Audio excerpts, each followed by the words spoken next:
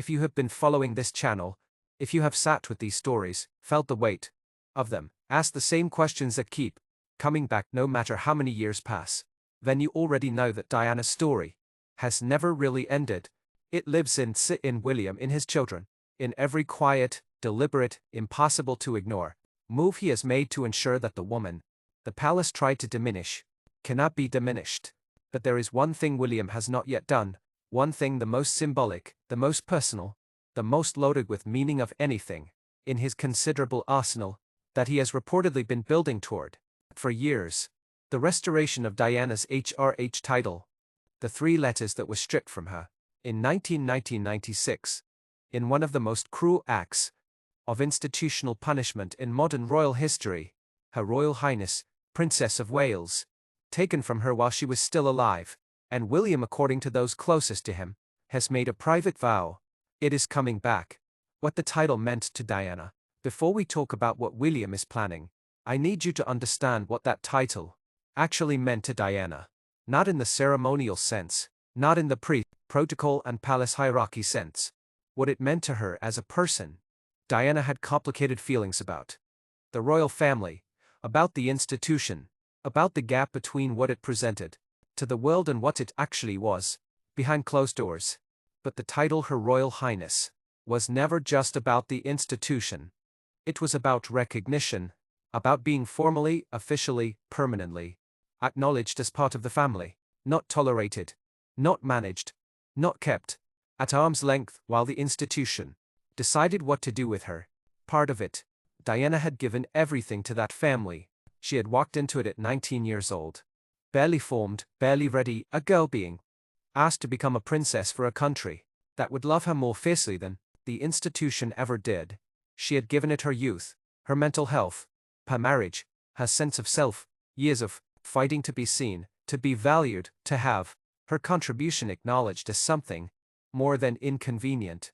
And when the divorce came, when Charles and the palace had decided she was no longer manageable, they took the title as a punishment, as a message, as the institution's final, formal way of saying, "You are not one of us."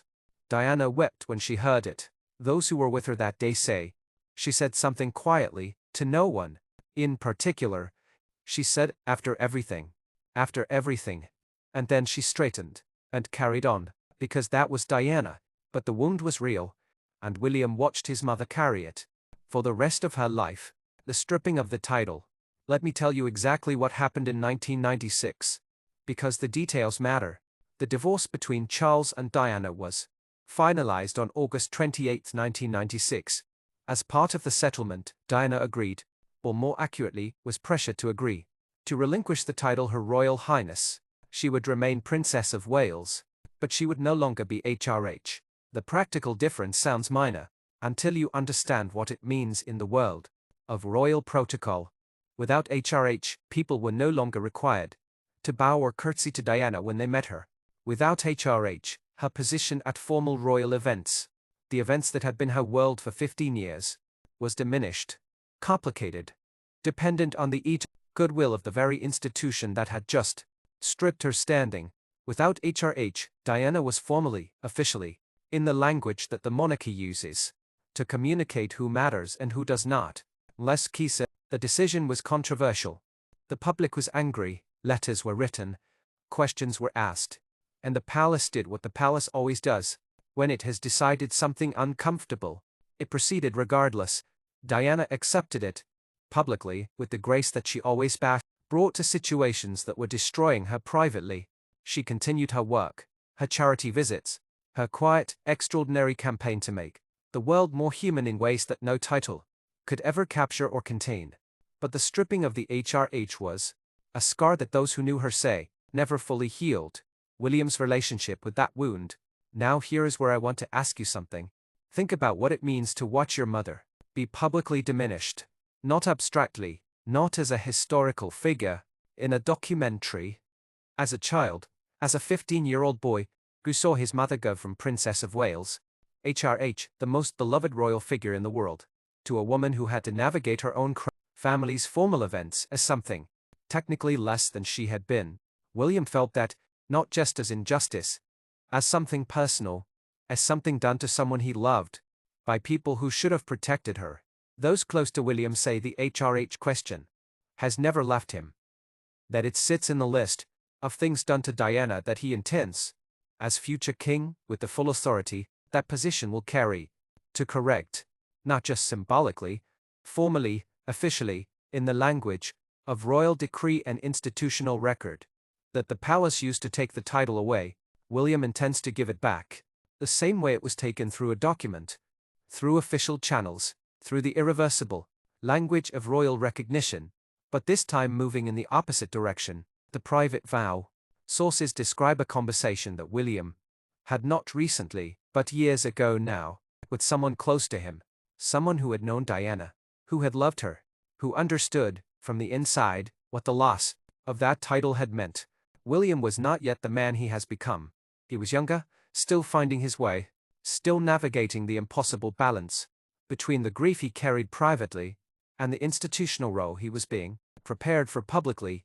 And in that conversation, he made a vow, not loud, not dramatic, not declaration designed to be remembered, the quiet kind, the kind that forms in the space between two people who both know what something cost. He said he would give it back to her, not to Diana. He understood she was gone. He understood that titles and documents and formal royal recognitions could not reach wherever she was, but to her memory, to the record, to the version of history that would be written about her and taught to future generations and placed in the archives of the institution that had tried to reduce her. He would ensure that history recorded Diana as what she was, Her Royal Highness, Princess of Wales, not the diminished, title-stripped version the palace had tried to make permanent, the real version, the true version, the one she deserved. Now you might be wondering, can William actually do this? And the answer is yes. But not yet. As Prince of Wales, as the heir to the throne, William's authority is significant but not absolute. There are things he can do through the influence he has built, through the quiet, strategic moves we have been watching. But a formal restoration of Diana's title, an official, documented, institutional act, requires the authority of the crown, requires a king, and William is not yet king. But here is what those close to him say about the timing. The vow has been made, the intention is fixed, and the moves William has been making, the portrait, the estate, the decree, that excluded Camilla, the systematic dismantling of the architecture that was built to diminish Diana, are not separate from the vow, they are preparation for it.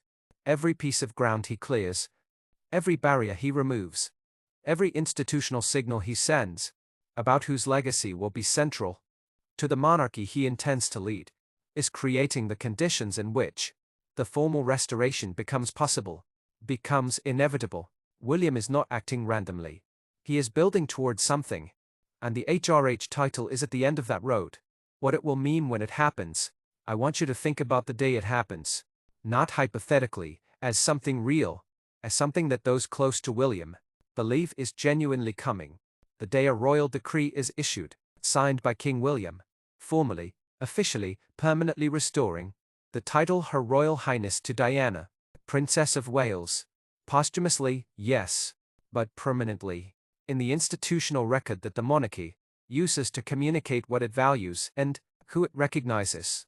Diana will be HRH again, not because the palace suddenly developed a conscience, not because history forced a reluctant institution into a corner, but because her son chose it, because the boy who walked behind her coffin at 15 years old grew up, became a man, built a position, survived a family that complicated grief with protocol and duty and silence, and used the authority of the crown, the same authority that was used against Diana, to bring her home.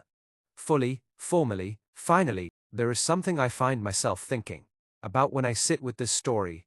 Diana never stopped hoping, even in the darkest years, the isolation, the stripped title, the days when the palace machine felt like it was operating specifically to diminish her.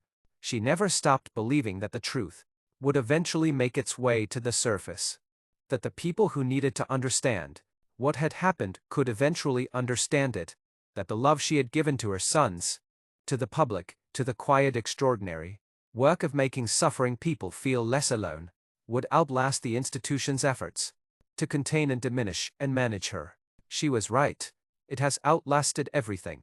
It lives in a 15-year-old boy, who is now a man on the edge of a throne, who made a quiet vow in a private conversation years ago, who has spent every year since then building, steadily, patiently, deliberately toward it, and who will, when the moment is his, give his mother back what was taken from her, Her Royal Highness. 3 letters, the weight of everything behind them, coming back, not as a gesture, not as sentiment, as justice. Before I go, how are you finding the channel? Are these stories landing the way you hoped? Drop a comment and tell me what you think. What story do you want Northwire to tell next? Because this community shapes what we do here. And there is so much more still to uncover. New video tomorrow, same time. See you then. This is Northwire.